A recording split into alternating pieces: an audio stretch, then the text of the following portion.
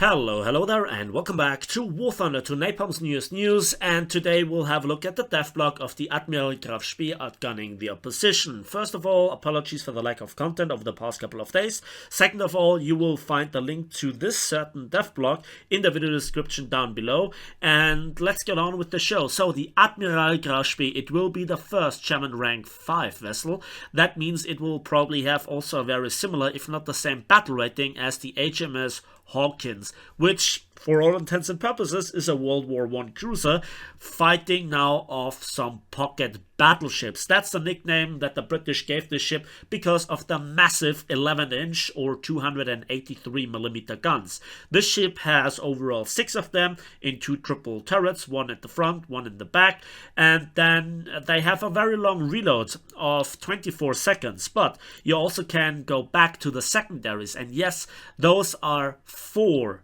150mm or 5.9-inch guns per broadside. Overall there are 8, so this is like strapping an additional Emden to the side of the Graf Spee. So add to this also the 105mm double-barreled anti-aircraft guns, and you can see what you can do to enemy destroyers at short range, while you also blast apart enemy cruisers at long range. Then there is the speed, and that is, the ship has a speed of under 30 knots. So under 55 kilometers per hour. That makes it roughly similar to the HMS Hawkins. So balance, there you have it. Yeah. So that's pretty far off the fastest ship, which I think is still the Kirov with 67 kilometers per hour. But then let's come to the armor. 100mm thick main belt, but we have no information how far it extends, if the ship gets distributed armor scheme, how the bulkheads are arranged, how the turtleback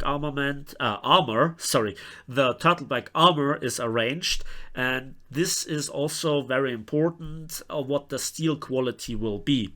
So all those things have to be taken into consideration. How the ship exactly will play it out has to be seen when I get hopefully a chance to look at it at the dev server in preview or a review when I get my hands on it as soon as the patch drops. Till then, there will be a lot of speculation, but I really hope to see the ship in War Thunder, and I knew when this will be introduced it will be the strongest ship in War Thunder. I just didn't expect it to arrive this patch. Now, what do 11-inch guns mean?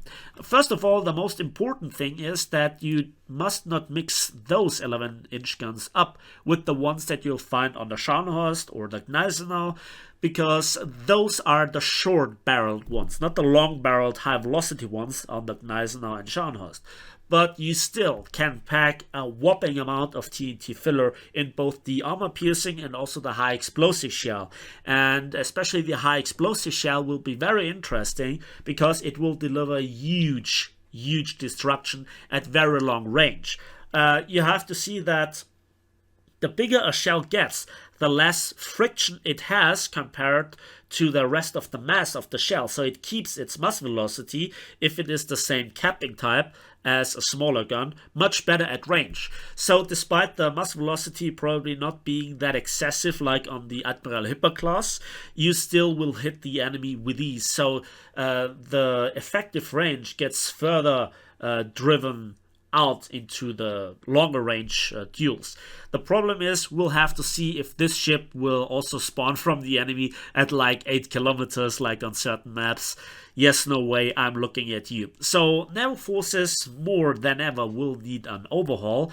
It just is the same old story. Gaijin puts in shiny new content, feeding it to the pigs. Because also the anti-aircraft firepower is lackluster. Those long-barreled 105mm double guns add on to the secondaries of 5.9-inch guns. So practically that's an Emden, as I said, strapped onto the side of the ship.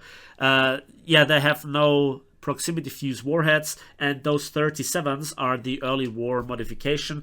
The Admiral Graf Spee was destroyed in the Battle of the River Plate. It scuttled itself after the majority of the crew has left on harbor.